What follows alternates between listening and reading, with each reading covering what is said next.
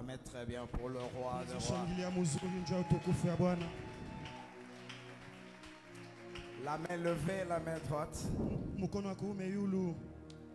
Tendre Père, Baba mwema, au nom de ton Fils Jésus-Christ, kwa jina la mwana lako Yesu Kristo, en alliance avec le travail de Golgotha, mwagano pamoja na kazi ya msalaba, en alliance avec le travail des apôtres et des réformateurs, mwagano pamoja na mitume na baba barudisha vitu munjia, en alliance avec l'alliance de l'apôtre Mbuya, mwagano pamoja na agano ya baba Mbuya. je demande que les cieux s'ouvrent. Nalomba mbingu ikuwe wazi. Change la destinée de cette église. Badilisha maelekeo ya hii kanisa. Change la destinée de mon frère et de ma Badilisha soeur. maelekeo ya kina dada na kina nduku. Au nom de Jésus le Kwa Seigneur. jina la Yesu Bwana. En alliance du travail que tous les pasteurs de Sémi produisent. Mwagano ya kazi yote bapastori wote wa msemi En benafanya. alliance avec l'appel du prophète Élisée. Mwagano pamoja na mwito ya nabii Je Elisee. déclare et je proclame. Natangaza na kukiri. Sois béni. Barikiwa. Sois béni. Barikiwa. Ce que ta famille n'a jamais fait, Kile jamaa yako yafanyaka. fais-le par la grâce de Ukifanye Dieu. kwa neema ya Mungu. Que tes ennemis tombent sous ton Adui yako pouvoir. banguke chini ya uwezo Que yako. Dieu change Mungu abadilishe ta malédiction laana yako en bénédiction. ikuye baraka. Tu me donnes amen, sois béni. Ubarikiwe. Tu ajoutes amen, sois béni. Ukiongeza unabarikiwa. Tu ajoutes amen, deviens grand. Unaongeza unakuwa mkubwa. Reçois la moisson de ta vie. Pokea mavuno ya maisha yako. Au nom de Jésus le Kwa Seigneur. jina la Yesu Bwana. Quelqu'un acclame celui qui est à côté de lui. Shangilia ule ko pembeni yako. Alléluia. Alléluia. Amen. Le Seigneur est bon. Est-ce que quelqu'un peut embrasser la personne à côté?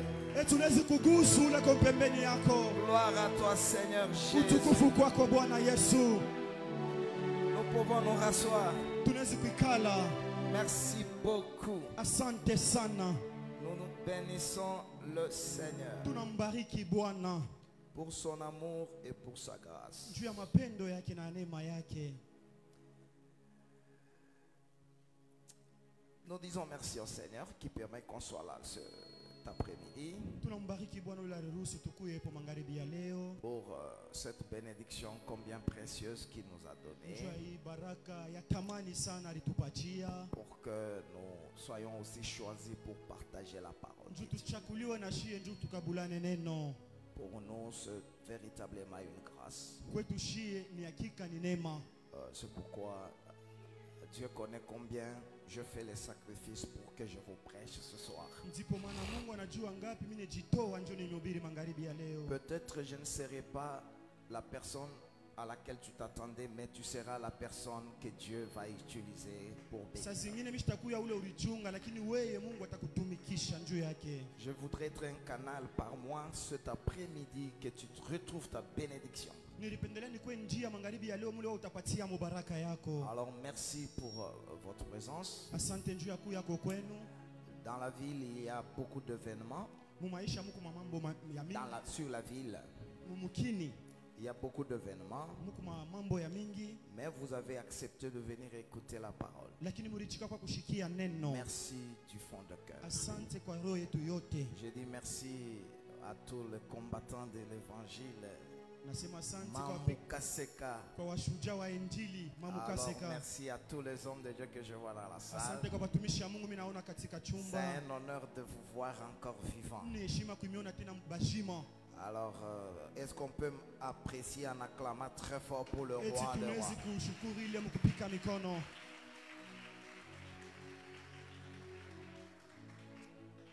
Alors, tout le bureau de Confmi, merci. Asa ofisi yote ya confirmia asante. Je ne saurais vraiment pas répéter tout ce que j'ai dit. Sitaweza kurudilia mambo yote milisema. J'ai vu beaucoup de pasteurs m'appeler pour remercier l'enseignement de vendredi. Niliona wachungaji kunita kushukuru mafundisho ya mkazi Ceux qui tano. étaient sur place Bali balikuya hapa et ceux qui ont suivi une partie sur Internet. na bali balifuata kipande pa mtandao. Parce que l'Internet n'a reproduit que 28 minutes. Juu mtandao tureka po tu 28 Et minutes. pourtant, je ne me rendais même pas compte que j'ai fait 1h40. Lakini mishikujua hata kama nilifanya somewhere na Mutanyurumia kolubanga lunapita kumbe Veuillez nilibeba m'excuser. 1h40 minutes ce jour-là. j'ai pris 1h40 minutes ile shiku. Parce que j'ai beaucoup prié et Dieu, ce sont des enseignements complexes et rares tard, mais je me sens que Dieu m'a rempli de beaucoup de choses à dire sur la moisson. Niliomba na ni mafundisho ile haina kote na imashiku, lakini Mungu alinipatia ile njoo nifundishe pa mavuno. Alors, retenez, vous qui aimez le Seigneur, Sasa mubambe Mungu napenda Bwana, que la loi de la semaille et de la moisson, ya kama sheria ya kuotesha na kuvuna, ça veut simplement dire inapenda tu kusema sous trois dimensions. muma hatua tatu. Première dimension, Hatua ya kwanza ça parle d'aller planter et récolter. inasemezea kwenda kupanda na kuvuna. Comme vous avez un champ derrière, Sasa vile huku na mashamba tu dois commencer à faire cela. unaweza kuanza kufanya hiyo. Ça, c'est ce qu'on appelle le sens littéral. Ile banaita msemo vile banaisema vile banaandika. Mais au deuxième niveau, Lakini hatua ya pili c'est un langage spirituel. ni msemo ya kiroho. Ça parle Inasemezea des principes universels de la vie.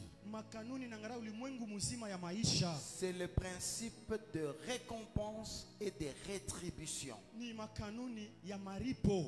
C'est-à-dire que tu fais le bien, tu as la récompense. Ni kusema ukifanya mema huko na malipo, Tu fais le mal, tu as la rétribution. ukifanya mubaya tena huko na malipizi. C'est ça la loi des semailles et de moisson. Ndio sheria ya kuotesha na kuvuna. Mais ça peut aussi vouloir dire Lakini napenda tena kumaanisha la loi de l'œuvre de Dieu. ni sheria ya kazi ya Mungu. C'est lui qui fait l'œuvre de Dieu. Kula nafanyaka kazi ya Mungu. Parce que c'est aussitôt que Jésus évangélise la Samaritaine, Juu ni paka pale tu Yesu alimhubiri Msamaria. aussitôt Jésus parle de la moisson. Paka pale Yesu anasemeza mambo ya mavuno. Donc la moisson, Ni kusema mavuno c'est l'évangélisation. ni kubiri C'est manafsi, le salut des ni âmes. wokovu ya manafsi.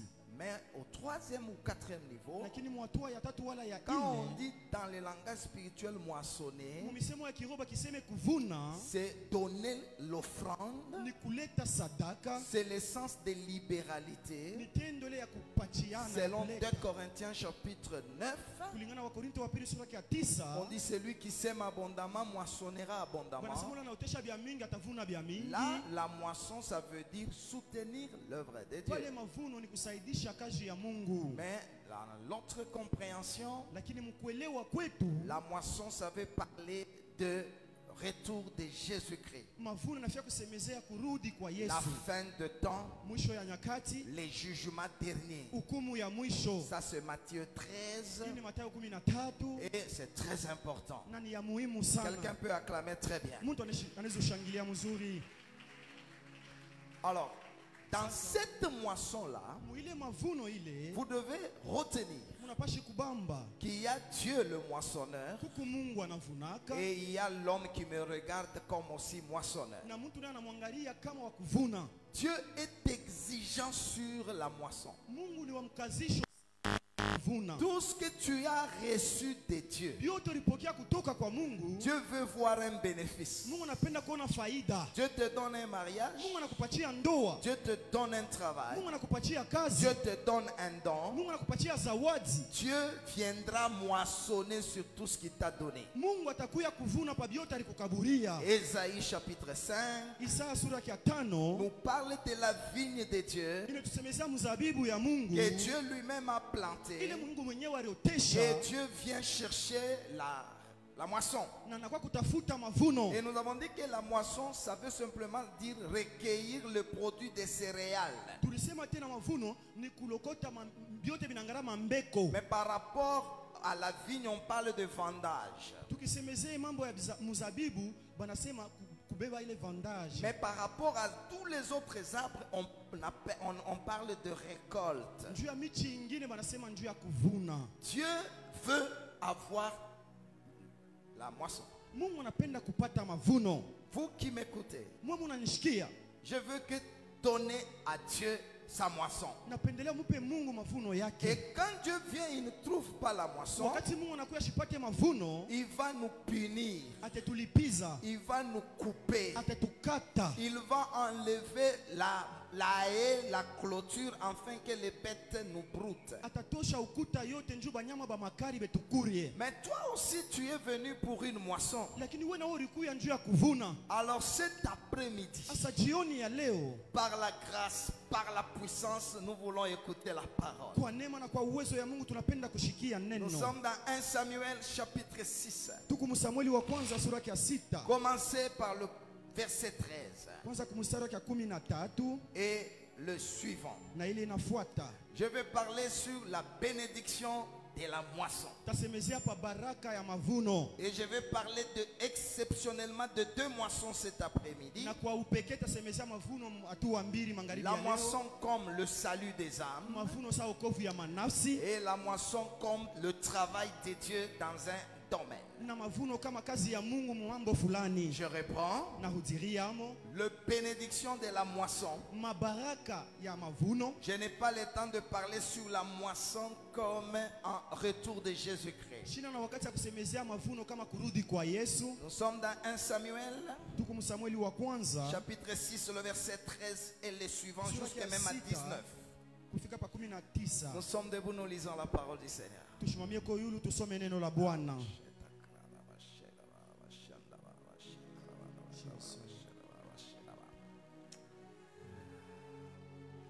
Les habitants de Beth Shemesh Wakaji wa Bet Shemeshi moissonnaient le blé dans la vallée. wanaanza kuvuna ngano mubonde. Ils levèrent les yeux, Wakainua macho, aperçurent l'arche bakaona sanduku et se réjouirent en la voyant. na bakafurahi mkuiona. Le char arriva dans le champ de Josué de Beth Shemesh Na gari ikafika mshamba ya Joshua wa Bet Shemeshi et s'y arrêta. na ikashimama.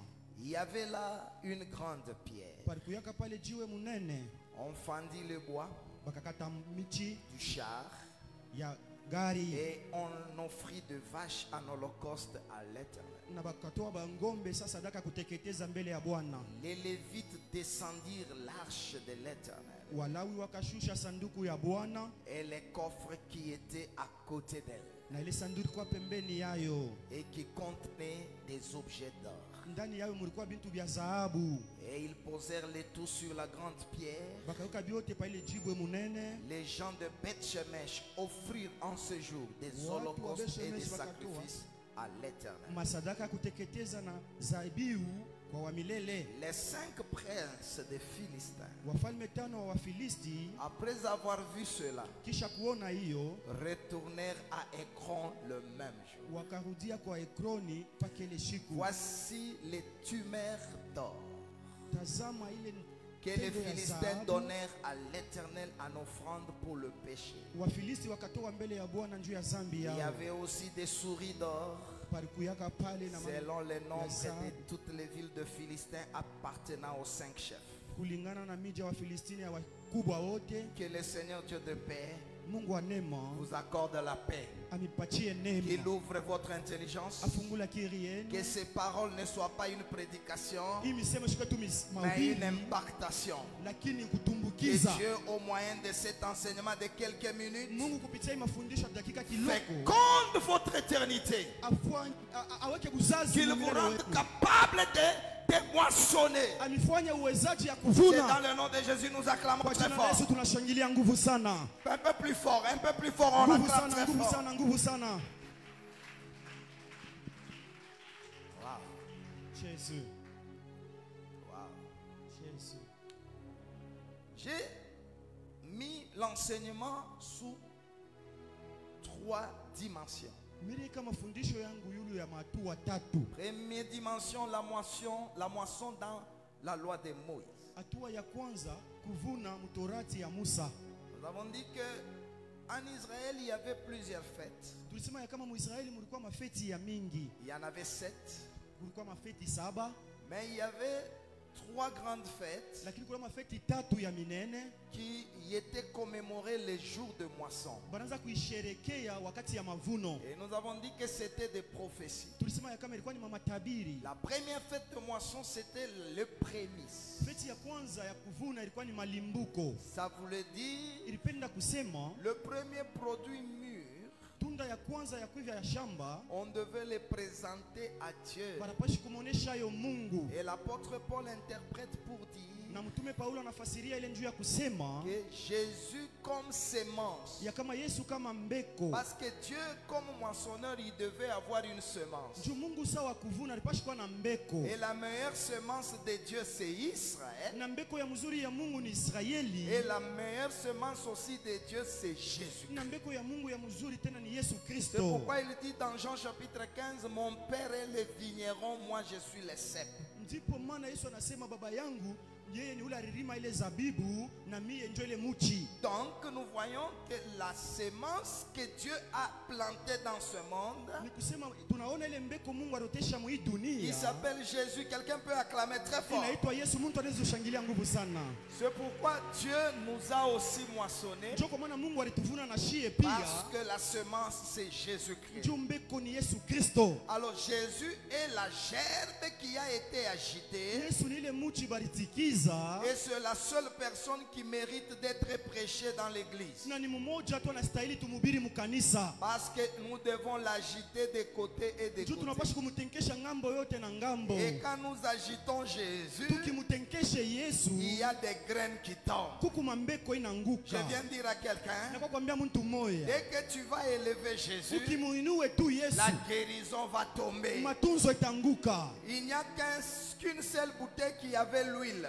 Kuku paka nchupa tu moja ilikuwa na mafuta. Les autres bouteilles n'avaient pas d'huile. Machupa nyingine ilikuwa na mafuta. La seule bouteille qui avait l'huile Chupa s'appelle tu moja Jésus. ilikuwa na mafuta inaitwa Yesu. En l'élevant, Mkuinua les autres bouteilles ont eu aussi hii l'huile. machupa nyingine nayo ilipata mafuta. On chante Jésus. Tunamwimbaka Yesu. On acclame Jésus. Tunamshangilia Yesu. On prêche Jésus. Tunahubiri Yesu. C'est en prêchant Ni Jésus, mkumhubiri Yesu, en l'agitant, mkumutikiza, que les graines de Jésus tombent parmi nous. mambeko ya Yesu yanaanguka katikati yetu. C'est pourquoi je dis ce soir, Ndipo maana mimi nasema jioni ya leo, laisse que Jésus te bénisse. acha Yesu akubariki. Laisse que Jésus te Acha Yesu délivre. akufungule.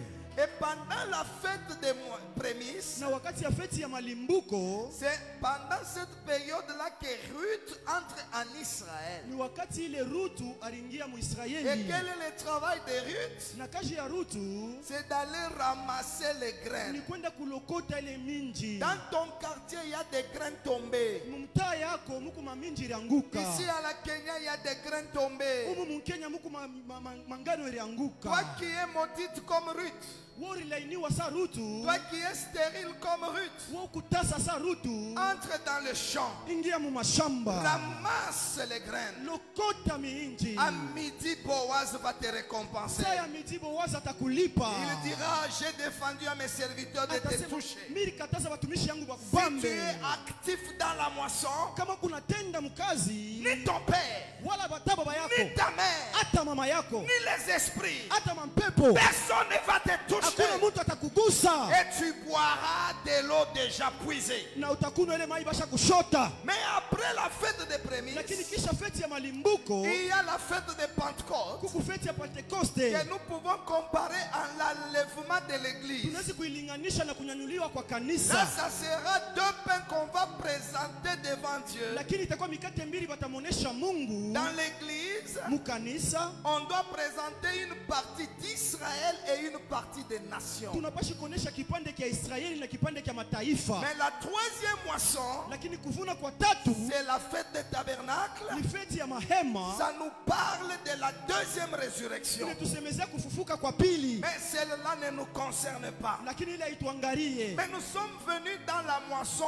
aujourd'hui. Tulikuya mkuvuna leo. Nous avons dit que sur terre, Tunasema pa hii dunia l'homme est le produit des semences reçues. mtu ni matokeo ya ile mambeko alipokea. Ce qu'on dit de toi, Kile banakusemezea c'est ce que tu vas être. ndio kile utakuya. N'accepte pas ce que les gens sèment en toi. Ushitike vile bantu benotesha ndani mwako. Accepte ce que Dieu a dit de toi. Itika vile Mungu alisema yulu yako. Nous sommes enfants de Dieu. Tuku batoto ya Mungu. Toi qui me regardes, Wewe unanyangalia. tu es le missionnaire de Dieu sur terre. Uku misionari wa Mungu pa dunia. Ce qu'aucun homme n'a déjà fait, toi Kila tu mtu le feras. ashafanyaka wote ukifanya Tu es un don parfait de Dieu. huku zawadi kamilifu ya Mungu, Tu es une grâce exceptionnelle de Dieu. huku neema ya upekee ya Mungu. Tu dois croire en toi-même. Unapaswa kujiaminia, Tu dois accepter que tu es une bénédiction. unapaswa kuchika kama huku baraka. Tes pensées, Mawazo yako, tes paroles, misemo yako, ton habillement, kuvuala kwako, ton comportement, mwenendo yako, ce sont des semences. mambeko Tu recevras selon ce que tu dis. utapokea kulingana bila unasema. Si tu dis je réussirai, tu réussiras. Ukisema utaweza, utaweza. L'homme ne moissonne que ce qu'on a sémé. Mtu anavunaka kile arotesha. Faites attention aux paroles. Pazopo na misemo, Parce que toute parole prononcée misemo yote barisema produira toujours. itazalaka paka. Luc chapitre 12. Luka sura ya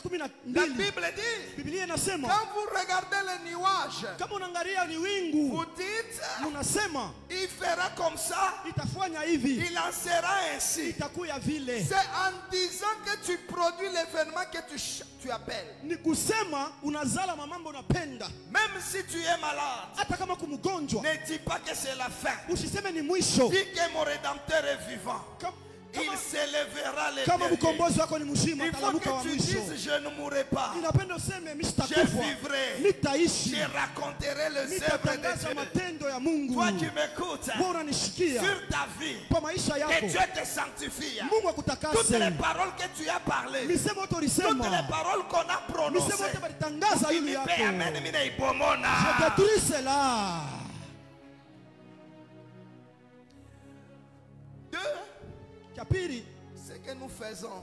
bile tunafanyaka Dans le monde, il y a deux catégories de personnes. mudunia mukuma timu mbili ya wantu. Il y a ceux qui s'aiment à la chair Kuko bale benotesha mwili, et ceux qui s'aiment à l'esprit. kuna bale benotesha kiroho, Et tout le monde va moissonner. na kila mtu atavuna.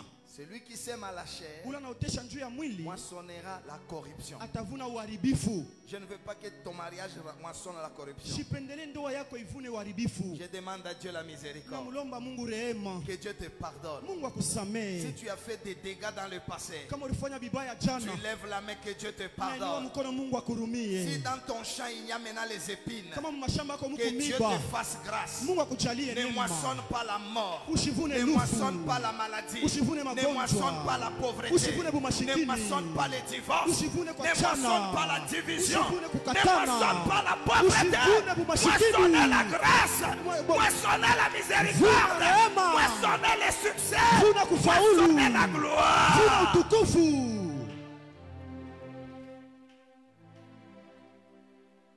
Nous moissonnons Tunavunaka par rapport à ce que nous faisons.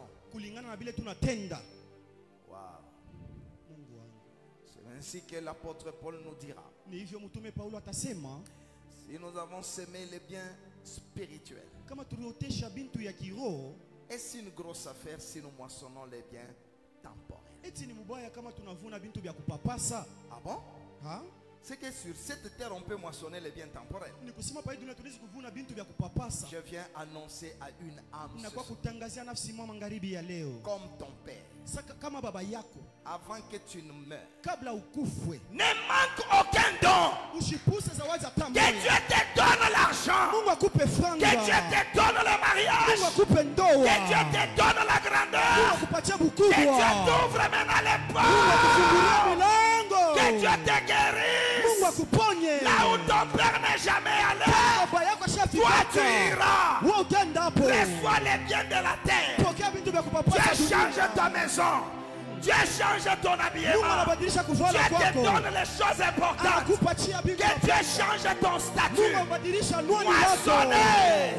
Moissonnez. Uvune. Moissonnez. Uvune. Moissonnez. Uvune. Moissonnez. Uvune. Les biens de ces morts. Vitu ya hii dunia. Mon Dieu. Il faut s'aimer les biens spirituels. Unapaswa kutesha bintu ya kiroho. La prière, Maombi. la patience, la sainteté. Uvumilivu, butakatifu. Bongo yake pako utamoissonner. Mimi nasema bongo pako Tu vas utamoissonner. toujours moissonner. Je lève ma main Nainua mkono avant yangu. la fin de ces séances. Kabla mwisho wa hii ibada. Recevez votre moisson. Pokea ile. Construisez la maison selon ton modèle. Que Dieu change ta vie. Reçois ce que tu rêves. Soyez bénis. Soyez bénis. Soyez bénis. Soyez bénis. Et quoi bien n'en pas amen. Il est où celui qui me donne amen, qu'il soit béni.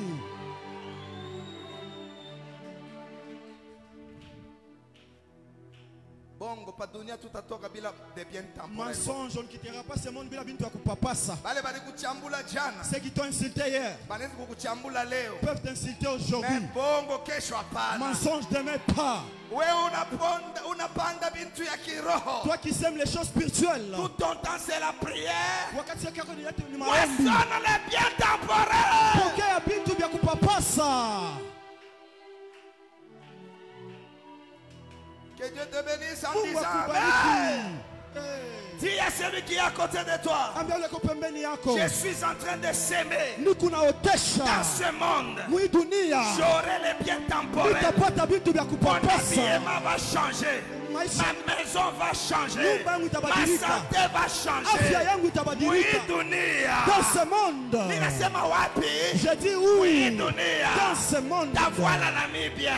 Je vais aussi bien m'habiller. Tatembesha nami. Je vais conduire. Tazala mtoto J'aurai wangu. un enfant aussi. Sema amen. Amen. Ongeza amen. Amen. Jésus. Je suis assoiffé.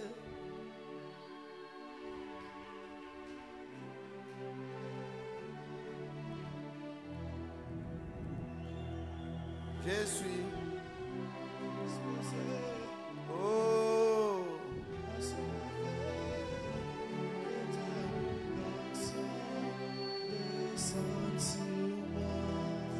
Alléluia. Je suis disposé.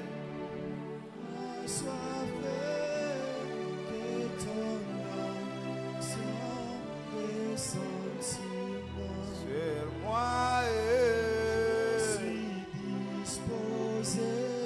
assoiffé.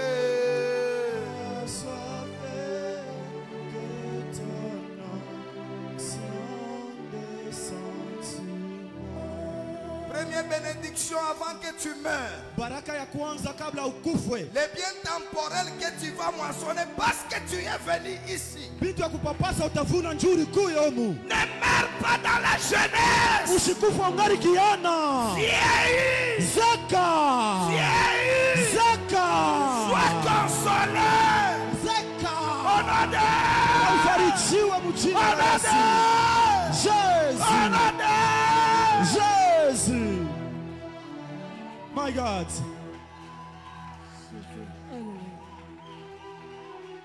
Jésus.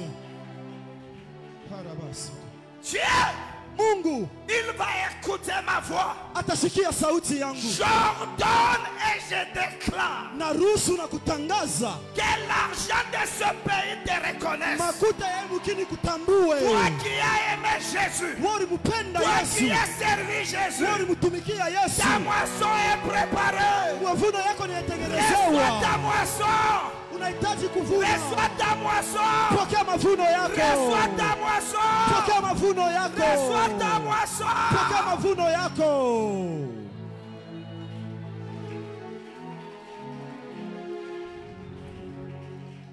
Wow. Jésus. Vous pouvez vous asseoir, merci. Vous Munaweza pouvez vous kukala asseoir, na merci. misi. Asante. Merci beaucoup. Asante sana. Tusha kuzeeka mais tuna forcé. Nous avions vieilli, nous nous efforçons. J'ai tulihubiri Muzaïre. Nous avions prêché au temps du Zaïre. Hein? Nous ne sommes pas des prédicateurs du Congo, nous sommes les prédicateurs du Zaïre. Hatuna mahubiri ya Kongo, ni wakati ya Zaire. La moisson Mavuno parle du inasemezea résultat de nos efforts. matokeo ya manguvu yetu. Tout ce que tu fais pour le Seigneur, Bio tunamfuashiaka Bwana. Dieu te le récompensera. Mungu atakulipaka abyo. Mais il faut veiller à quelques principes. Lakini kesha Rapidement. kuma kanuni kiloko. Il ne faut pas être illusionniste. La Bible dit les indolents n'auront rien. La Bible nous dit ceux qui sèment le vent moissonnent la tempête. Ne pensez pas que la vie c'est tu deviens milliardaire. Non. Ne pense pas que prêcher comme je prêche, c'est dormir, c'est se réveiller, c'est jouer Paris Match et tu deviens un prédicateur qui impacte. Il faut travailler. Travaille sur ton don.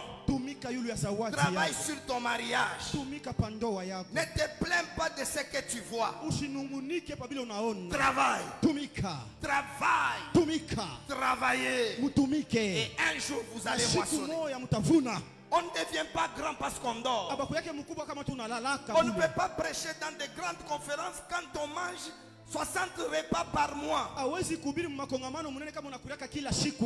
peut pas avoir une vie stable si on ne sait pas travailler. Vous voulez devenir grand pasteur? Prends du temps devant Dieu. Même si tu ne sais pas prêcher, demande-le à Dieu. Dieu te donnera. Même si tu ne sais pas prophétiser, demande à Dieu. Prends du temps devant Dieu. Dieu te rendra grand. Pourquoi les gens ne moissonnent pas? Ils cessent la discipline. Joël 1:9. L'offrande a disparu et la moisson a fui. Il y a des gens au milieu de nous. Pour prêcher comme ça, ils ne dormaient pas sur la mousse. Ils prenaient du temps, ils s'enferment, les téléphones enfermés. Et Dieu, je ne peux pas. depuis qu'il est devenu archi, depuis qu'il est devenu international, pas de prière, pas de jeûne, pas de lecture professionnelle. Il peut prêcher comme il veut. La moisson va fuir. La moisson va fuir. La Bible dit, si mes yeux ont suivi mes pas, Job 31:7, que ma moisson, qu'un autre moissonne, la séduction. Vous avez commencé à suivre les mauvaises choses. La moisson peut fuir. Voilà pourquoi la plupart des gens sont des chrétiens. Ils ne moissonnent pas. Nous avons parlé sur se relâcher. Galates 6 dit, nous moissonnerons si nous ne nous relâchons pas. Se relâcher veut dire ne pas abandonner. Se relâcher veut dire ne pas faire mal. Continue. Moi qui vous prêche ici, c'est plus de 30 ans. Et quand Dieu me bénit, ne soyez pas jaloux. Dieu va me bénir encore parce que c'est beaucoup d'années de sacrifice. Évitez les coutumes d'apostasie. Nous avons dit Michée 6:15, ils ont suivi les coutumes de Omri, et la moisson a fui. Ésaïe 16, le verset 9, on nous parle de les gens pleurent sur toi. Et Job dit, si j'ai mangé les produits de mon champ sans l'avoir payé, et les anciens maîtres se plaignent qu'il y croissent les épines, soyez des gens qui veulent moissonner. J'aime voir les fruits de tes prophéties. Bien-aimé, Dieu quand il parle, il est vrai. Je me rappelle d'une prophétie ou d'un rêve que j'avais fait et j'avais même oublié. Et j'arrive quelque part, je vois une maison, moi je pensais que c'était au ciel. Quand j'ai vu la maison là, Dieu me redonne les songes. Je t'avais dit que tu arriveras ici. Je n'ai dit que Dieu, tu es fidèle. Ta prophétie s'accomplira. Et pendant que je suis debout, je dis que toutes tes prophéties s'accomplissent. Il y a un problème de terrain. La moisson ne peut pas produire à cause du terrain. Mais je veux bénir quelqu'un avant que je prêche. Tu peux être dans une famille de sorciers. N'abandonne pas les combats spirituels. Il y a le soleil, il y a les oiseaux qui ravagent la semence. Tu fais le bien, prie encore, combat encore. Mais dans Cantique des Cantiques, chapitre 7, le verset 12, la Bible dit, Salomon avait une vigne à Baal-Hamon. Solomoni alikuya na mzabibu moja kwa Baal-Hamon. Baal-Hamon, c'est un dieu païen. Baal-Hamon ni mungu wa kigeni. C'est lui qui dominait cette contrée. Ni yeye alitawala ile fwashi. Mais Salomon avait sa vigne. Lakini Sulemani alikuwa na mzabibu yake. Et la Bible dit cette vigne chacun devait produire. Na ile mzabibu ilianza kuzala. Parce que la vigne n'appartenait pas au gardien, elle appartenait à Salomon. Juu mzabibu alikuwa ya bale banzamu baranza uchunga ilikuwa ni ya Sulemani. Toi, weye, cette église, hii kanisa, elle appartient à Salomon. Ni ya Sulemani. Salomon c'est le roi qui surpassait tous les rois. Sulemani ni mfalme alishindia wafalme wote. Il y a ici plus que Salomon. Son nom c'est le Seigneur Jésus-Christ. Si tu es une vigne de Jésus, dis-moi que tu t'aona matunda. Cette année nous verrons le fruit. Ongeza amen, tu auras le fruit. Utapata matunda. Et aussi, kisha, si la maison de Dieu est détruite, kama nyumba ya Mungu et vous avez de belles maisons, na Mungu na manyumba ya mizuri, vous sèmerez, mutaotesha, Dieu soufflera. Mungu atapuliza. Je ne veux pas que l'année prochaine je revienne avec le fer de Sisara ici. Sipendele mwaka ijao nikuye na hivi biuma hivi. Hapana. J'ai dit, nasema la confirmée l'année prochaine. Même si je ne suis pas là, je serai toujours l'année prochaine. Alors quand je vais revenir, wakati mitarudia, que c'est faire, je ne veux pas le voir. Acclame très fort, ça se fera. C'est pourquoi Cantique chapitre 8, dès le matin, j'irai dans les champs. Je verrai si les champs fleuris. Là, je te donnerai mon amour. Mungu, Dieu a un amour qu'il veut te donner. Si et seulement si la vigne fleurit. Maman, on ne peut pas arranger les lits comme au temps belge. Toi, ta coiffure comme au temps de Bibikawa. Non, on ne peut pas prêcher comme on avait prêché il y a 30 ans. Dieu veut voir une vigne qui se développe. Même notre façon de chanter. Bah, Safa. Non, Dieu veut voir des vignes qui se développent. Pas des chorales de l'Ancien Testament. Absalom. Non. Dieu veut voir des fruits, des personnes qui se développent. Tu ne peux pas préparer ton bitoyo comme tu préparais au temps de ta mère.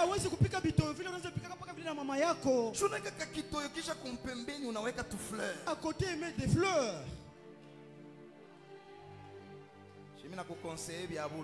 Je te conseille gratuitement. Toi, ton lit, tu ne le prends pas toujours de la même façon. Tes cheveux toujours de l'autre côté. Dieu veut voir des vignes qui fleurissent, qui se développent. Si tu te développes, Dieu va te donner l'amour. Nous ne voulons pas avoir une église avec des rails au milieu de nous. Dès l'année prochaine, ça sera une autre église ici. Je ne parle pas mais je bénis. Recevez la bénédiction. L'église centre l'année prochaine, ça sera un autre décor. Si tu crois, tu acclames très fort.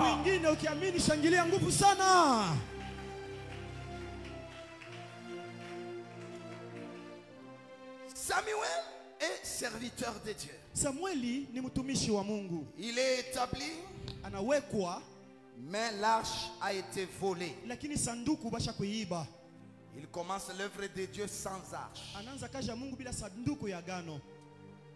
Et en ce temps-là, malgré qu'il n'y avait pas l'arche, il y avait un peuple qu'on appelle de Beth-Shemesh. Je prêche pendant 15 minutes, je termine. Ces habitants-là, malgré les difficultés, malgré la domination, malgré le manquement de l'arche, sont descendus même dans la vallée pour moissonner. Il moissonnait, il moissonnait, il moissonnait. Combien de temps, je ne sais pas. Il moissonnait, il moissonnait, il moissonnait. Quelqu'un répète après moi, les jours c'est un. Un jour c'est un. Shiguni moya. Un jour c'est un. Interprétation littérale, les jours c'est un. Shiguni. Shiguni moya. Ils vont lever les yeux. Ils voient deux bœufs avec l'arche. Et ces bœufs-là ne vont nulle part que là où on moissonnait. Ils voient les bœufs. Et la Bible dit, c'était les champs d'un homme qu'on appelle Josué. Et dans ces champs, il y avait une grosse pierre.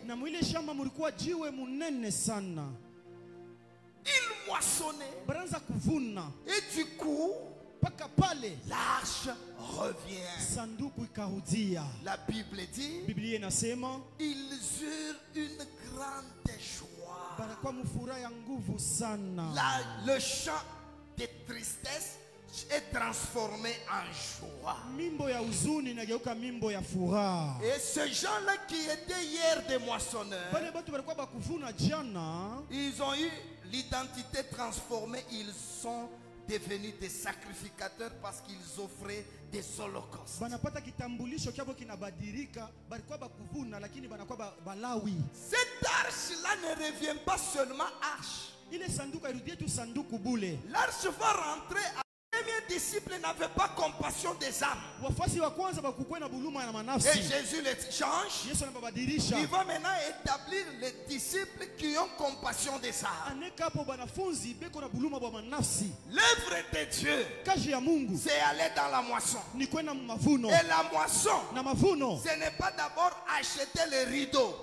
C'est travailler pour le salut des âmes. Si vous travaillez pour le salut des âmes, même les démons vont vous soumettre. Quand Dieu nous demandait d'implanter cette église en Afrique australe, on a souffert avec mon grand frère. On n'avait rien. On prenait le peu qu'on avait pour le salut des âmes.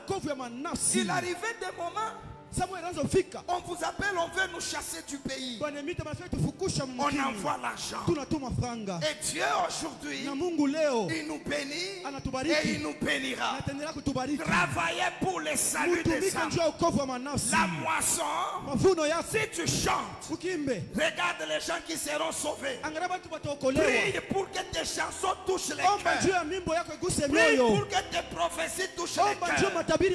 La moisson des âmes, c'est que les gens abandonnent le mal.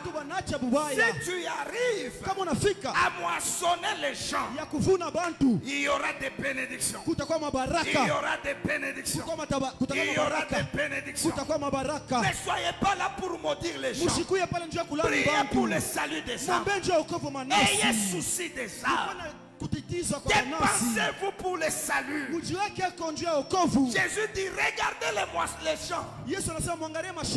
Ils blanchissent. Il y a peu d'ouvriers. Allez travailler. Et la moisson, c'est travailler dans la libéralité. Vous devez apporter l'argent à l'église. C'est ça aussi la moisson. Vous devez donner l'argent. Quand vous faites cela, la Bible dit, ils étaient dans la moisson des champs de blé. Un jour, si tu travailles pour le salut des âmes, tu lèveras tes yeux. Quelqu'un mérite lever les yeux. Il va lever les yeux.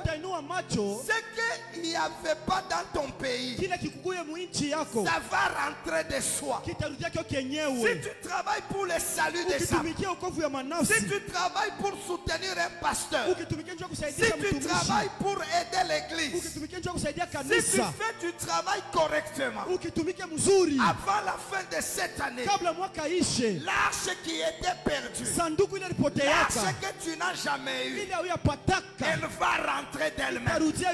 Elle va rentrer d'elle-même. Ici, je sais que l'arche qui revient, c'est les deux témoins qui ramènent Dieu chez Israël. Mais je viens dire à quelqu'un, tu peux commencer l'œuvre de Dieu sans enfant, sans mariage. Tu peux commencer l'œuvre de Dieu sans costume.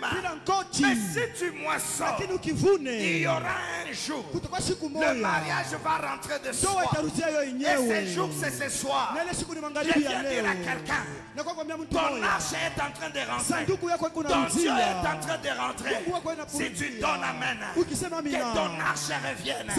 Si tu ajoutes amen, que ta bénédiction arrive. Ce qui était bloqué dans le monde des ténèbres, chante pour Dieu. Évangélise, intercède. Le temps va arriver. L'arche va rentrer. L'arche va rentrer.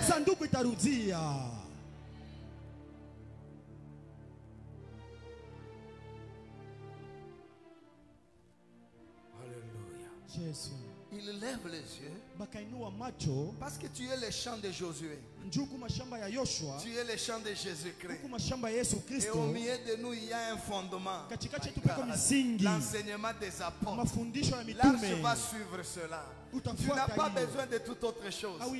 L'enseignement qui est là, la grande pierre qui est là, avant que j'abandonne mon micro. Toi qui travailles pour Dieu et que tu manques quelque chose, si tu me donnes un grand amen, que la chose que tu manques revienne dans ta vie. L'argent, la bénédiction. Tu ne moissonneras pas que le blé, mais l'arche aussi va venir. C'est pourquoi je dis à quelqu'un, à partir de ce soir, reçois la joie de l'œuvre de Dieu. Reçois la joie de l'œuvre de Dieu. Tu ne dormiras pas. Tu ne mourras pas sans avoir reçu la consolation. Tu auras la joie. Tu auras la joie. Quand tu travailles pour Dieu, tu ne dors pas sans chasser, sans prier que pour toi. Prie pour ton église. Évangélise. Prie pour les autres. Tu es à la moisson. La moisson, c'est le souci des âmes. Au-delà de la moisson, Jésus a oublié même de manger. Il dit, je ne mange pas. Il me faut moissonner. C'est le temps de la moisson. Dieu va te payer. Ton argent va rentrer. Ton argent va rentrer. Ce qui est dans les chanda, cela revient.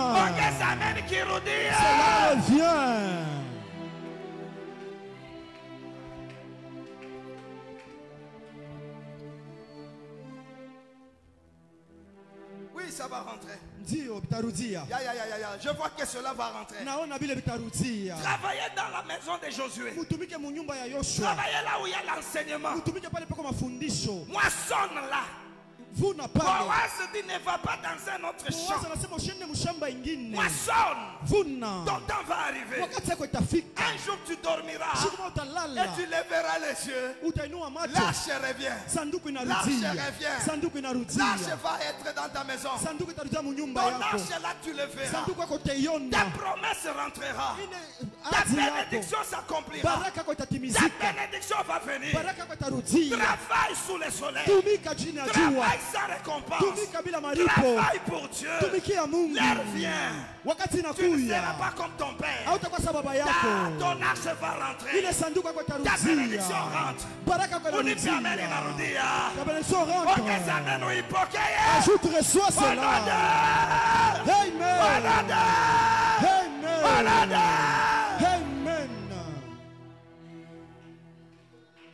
Vous êtes quel type de moissonneur qui ne font que se plaindre? Je suis fatigué. Devant la moisson, Jésus oublie même de manger. Et on pose la question. Qui lui a donné à manger? La moisson est importante que les habits. La moisson des âmes va au-delà. Où sont les personnes qui peuvent déposer leur téléphone pour se connecter à Dieu pour le salut des âmes? Où sont les personnes qui peuvent vendre leurs parcelles pour que l'évangile avance?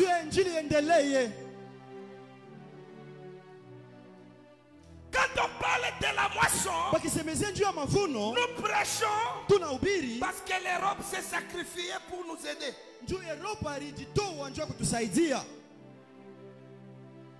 Ne venez pas à l'église pour quoi? Oublie les mariages. Oublie les habits. Prie pour le salut des âmes. Prie pour l'évangélisation. Va aider les âmes. Regarde comment tu vas soulever et relever l'église. L'arche va revenir. Tu seras le premier témoin de l'arche. Je viens dire à quelqu'un, avant la fin de cette année, toi qui as travaillé pour les âmes, reçois ton arche. Reçois ton arche. Reçois ton arche. Reçois ton arche. Cette arche-là est accompagnée des coffres d'objets d'or. La bénédiction qui vient, c'est une bénédiction, chacun sera d'accord. Parce que c'est accompagné d'objets d'or. Toi qui dors peu pour les âmes. Les gens vont t'insulter. Même moi on m'avait appelé Abraham parce que j'aimais la prière. Mais Léo,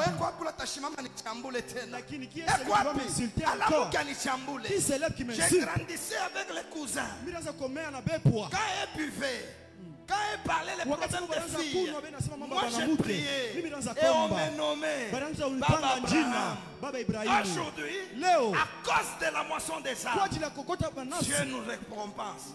Dieu nous bénit. Toi aussi, Dieu va te bénir. Dieu va te récompenser. Dieu va essuyer tes larmes. Il y aura un moment, tu chanteras sa musique. Il y aura un moment, tu sauteras de joie. Il y aura un moment, tu auras la joie. Il y aura un moment, l'arche va revenir. Je vais voir les gens qui peuvent moissonner, même dans la vallée, même dans des difficultés. Ils acceptent d'être à genoux pour prier pour les âmes.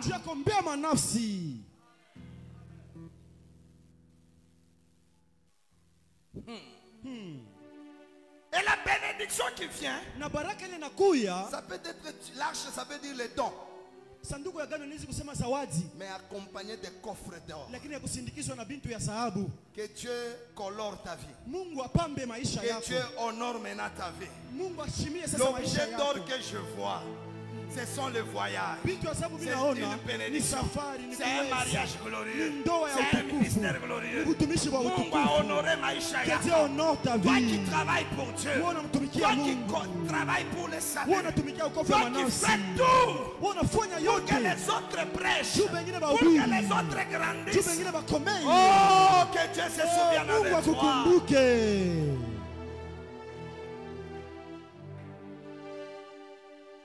Et que dit la Bible? Ce même jour, tous les princes retournent. Je bénis quelqu'un. Si tu moissonnes pour Dieu, tous les démons vont rentrer d'eux-mêmes. Je parle à quelqu'un. La malédiction là qui résistait, elle va rentrer de soi-même. Ce soir, toi qui moissonnes, donne-moi même la maladie retourne. La malédiction retourne. Les pleurs retournent. Travaille pour le salut. Travaille pour le salut. Vous êtes que l'église tout le temps para tomber makuta. Les makuta là vous cherchez pourquoi? L'argent va vous salut des âmes. Faites en sorte que les gens soient sauvés. Dieu vous bénira. Dieu vous bénira. Je parle à quelqu'un, Dieu vous bénira. Regardez votre église. Ça sointe de partout. Vous allez dire non. Nous voulons s'aimer. Et Dieu va nous donner la moisson. Regardez votre église. Ça ne donne pas l'aspect qui nous convient. Chacun monte à la montagne. Nous donnons. Dieu vous payera. Dieu vous récompensera. Tous les princes vont rentrer. Pendant que je prêche, toute la malédiction va retourner. Tous les démons vont rentrer. Tous les esprits commencent à rentrer. Soyez bénis. Soyez bénis. Soyez bénis. Soyez bénis. Soyez bénis. Soyez encore bénis. Recevez votre bénédiction. Où sont les gens encore en cette génération? Le pasteur peut l'appeler à tout moment demandant $100 pour soutenir l'œuvre. Il peut donner sans murmurer. Mon Dieu. Où est dans cette génération une personne qui peut regarder son œuvre? Il n'a pas. Mais il a les soucis de l'œuvre.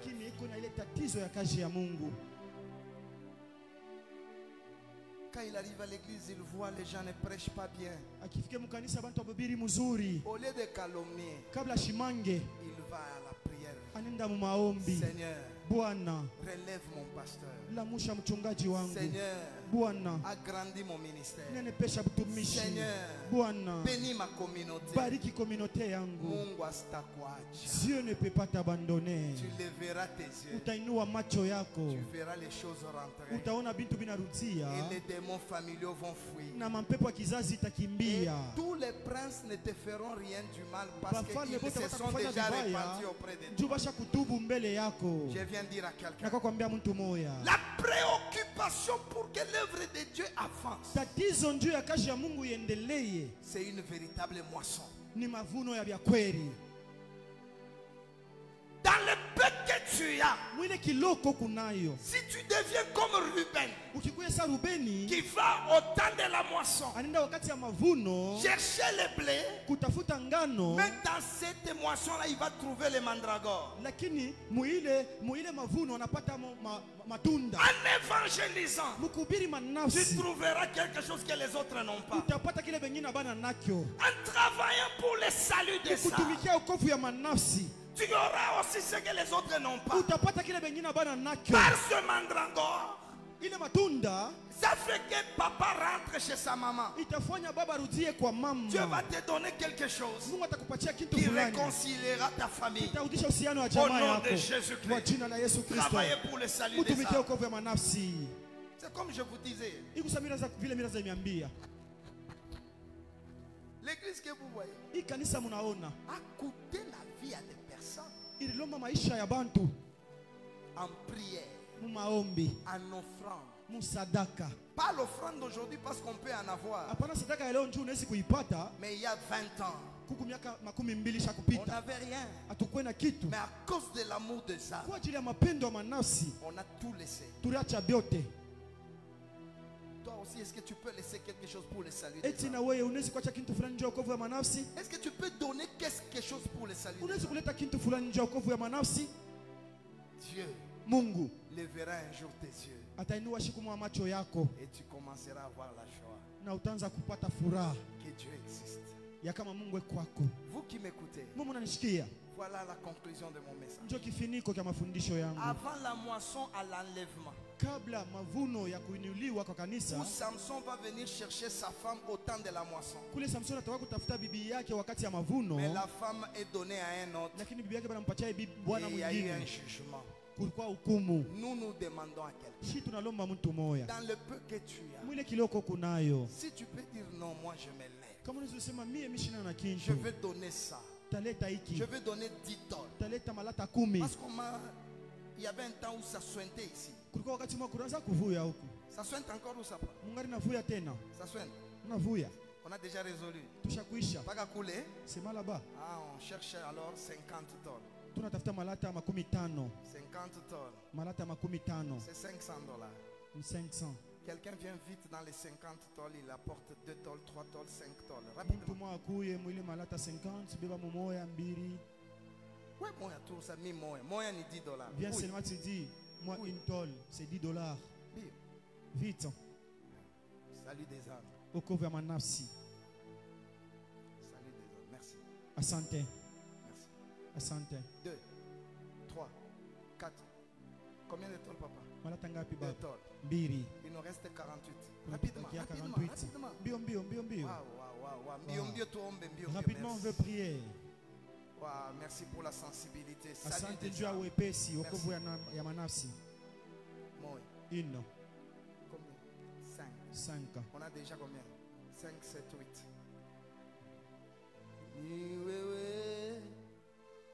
Rapidement. Bio. On a fait ton micro. Vous faites seulement des gestes de main. Asante. Bio. Rilata moya. Atamo 1 mois. Rilata moya. 30 000 francs. Oui. Viens vite, je vais prier pour toi.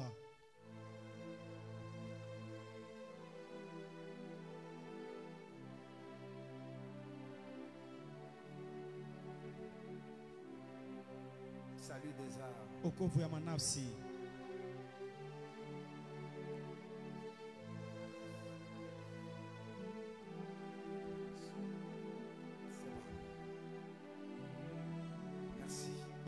Je veux avoir des gens corrects, conscients. Que Dieu vous bénisse. Alors prenez l'administrateur et vous, prenez la responsabilité d'aller vous dire ce que vous ferez à Dieu. On veut prier.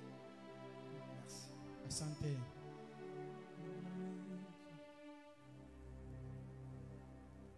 Merci. Asante. Rapidement, il y a quelqu'un qui peut écrire.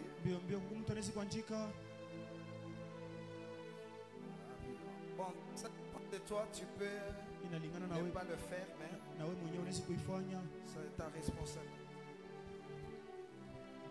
Nous voulons faire la première prière. Dieu, donne-nous l'amour du salut des âmes. Shimama yulu tuombe. Tiens-toi debout, on va prier. L'amour du salut des âmes. C'est ça la moisson. Ton mari, c'est un champ moissonné. Tes enfants, ce sont des champs moissonnés. Ton quartier, ce sont des âmes à moissonner. Demande à Dieu qui te donne la force de moissonner. Et après, on va prier pour la moisson de biens spirituels. Tape les mains, prie. Tape les mains, prie. Tape les mains, prie. Tape les mains, prie. Tape les mains, prie. Tape les mains, prie. Tape les mains, prie. Est-ce que quelqu'un peut bien prier? Quelqu'un peut bien prier. Quelqu'un peut bien prier. Prie encore. Prie plus que les autres. Bengine.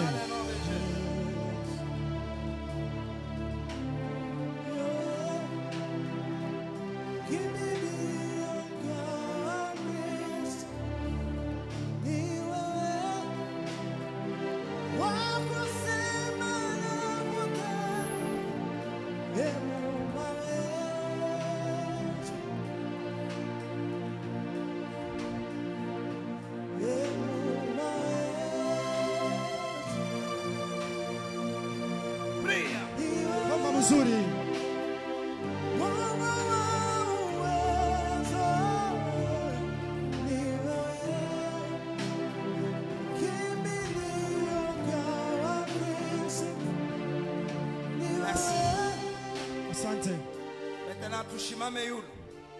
Nous voulons maintenant demander à Dieu sur cette terre. Première prière. Les Madianites qui venaient ravager ma moisson. Les sauterelles. Tu as déjà travaillé pour Dieu, mais tu n'as jamais moissonné. Tu chasses les ennemis de ta moisson. Tu tapes les mains. Tu chasses les ennemis de ta moisson. Prie encore, prie encore.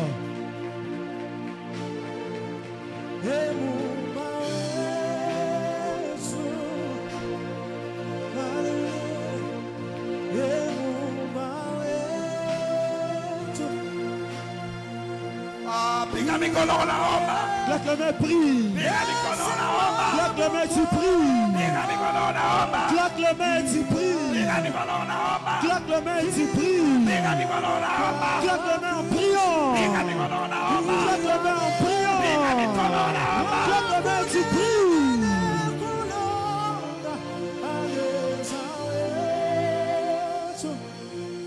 Priez. Priez. Prie encore. Tape la main. Tu n'as jamais moissonné à cause des ennemis. Prie. Prie.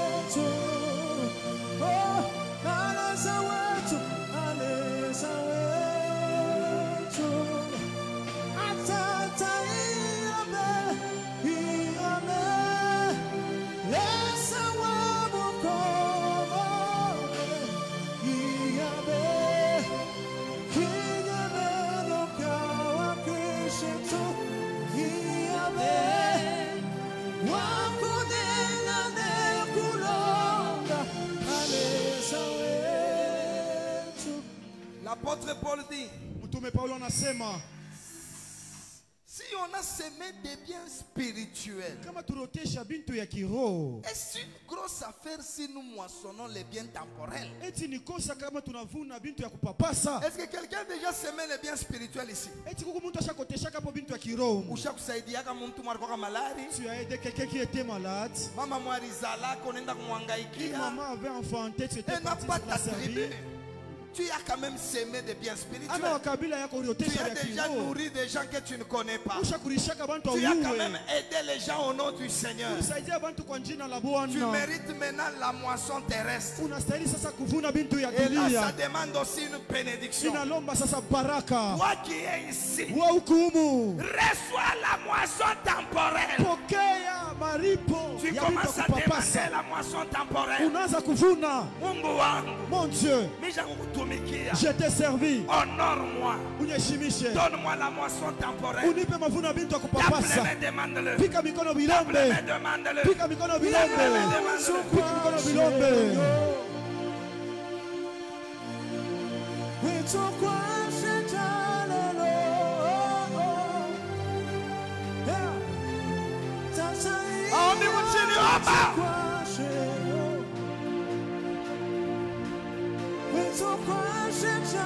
Reçois la grâce.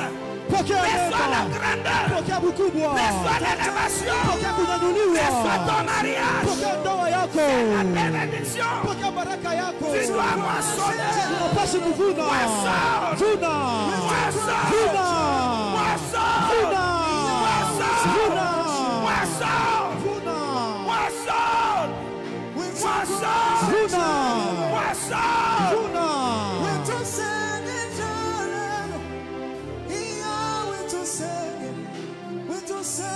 Première chose à moissonner, la vie. Reçois la vie. Ne meurs pas. Reçois la vie. Reçois la vie. Je passe ton nom sur la liste de la mort. Pour la vie. La plus grande bénédiction que tu auras, c'est vieillir. Que les poissons t'oublient. Que la mort t'oublie. Dis à Dieu, emprunte-moi la vie, je vais te servir. Emprunte-moi la vie, que je te serve avec.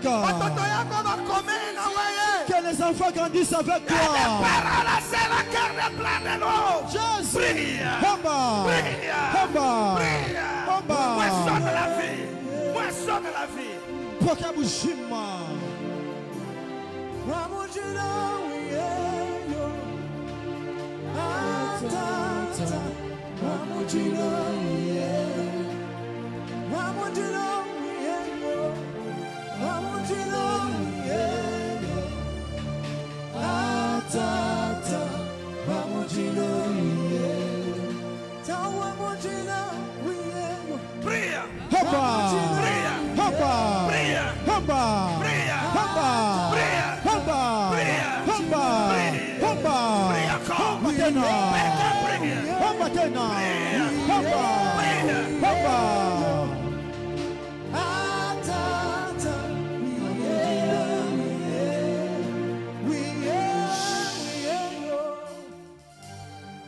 Tu dois moissonner sur cette terre.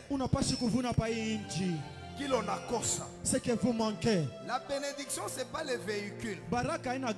La bénédiction, c'est Dieu qui te donne ce qui te manque.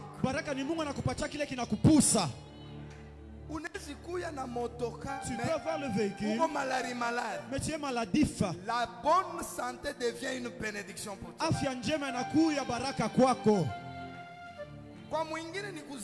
Chez une autre personne, c'est la maternité. D'autres enfanter, même aujourd'hui, s'il veut, il va enfanter. Toi qui es venu ce soir, moissonne ce qui te manque.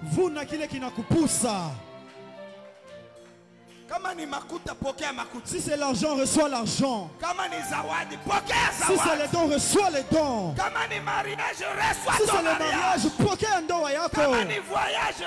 Kama ni safari, pokea safari yako. Inua mikono, lomba ile Mungu. Vuna.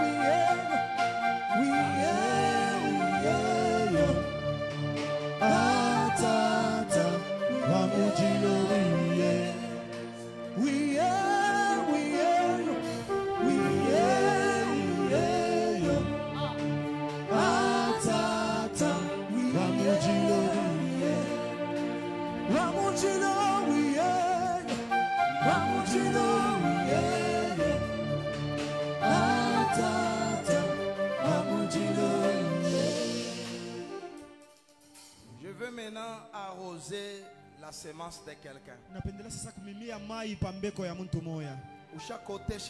Tu as beaucoup semé. J'ai besoin de quelques personnes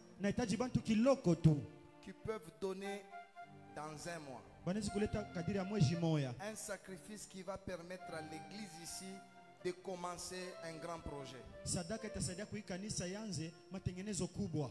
Jusqu'à fin du mois. Kufikia kumwisho ya mwezi. Tu peux dire pour le salut des âmes. Unaweza kusema njoo ukovu ya manafsi. Je n'ai pas grand chose. Shina na bia mingi. Mais je peux donner $100. Lakini mimi nisikuleta $100. Si tu crois que je suis ton père, c'est que je peux te bénir. Kama unaona kama niko baba yako nikusema mimi naweza kukubariki. J'ai besoin de 10 personnes. Nahitaji 20 personnes. Bantu 10. Qui peuvent se déplacer. Wanaweza Qui peuvent kutembea. dire un mois. Kadiri ya mwezi moja. Je demande d'être à genoux s'il vous plaît. Na misi tupige magoti si c'est possible. Asante. Wow.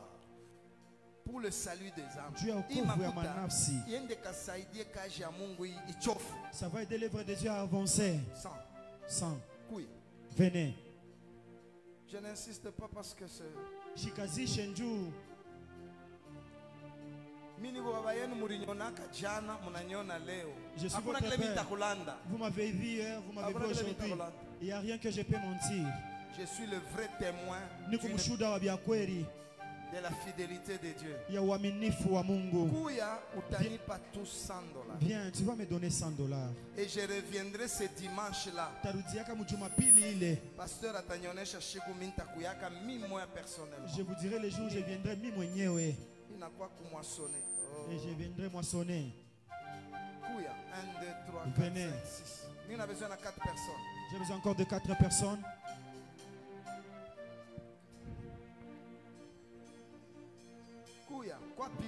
Viens essayer. Administrateur $10,000, $10, $20, tu peux commencer à donner à l'administrateur $10 jusqu'à la fin du mois. Le début du mois. Je reviendrai ici le matin. La moisson ne peut pas prospérer s'il n'y a personne qui arrose. Je viens arroser ta moisson. J'ai besoin de 3 personnes. Salut des âmes. Merci, papa. Je savais que tu allais passer. J'ai besoin de 2 personnes ici. Merci.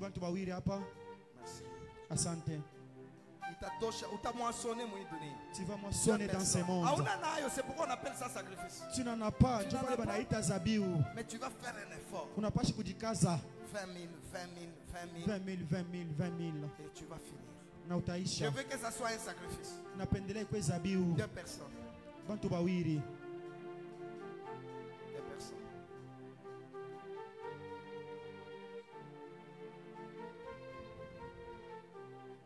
J'ai besoin aussi de quelques personnes qui peuvent apporter 100 000 dans un mois. 100 000 Viens aussi.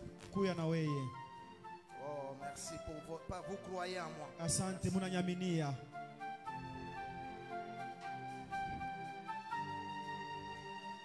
Auna nayo. Tu n'en as pas. Twanga magoti pa deuxième ligne.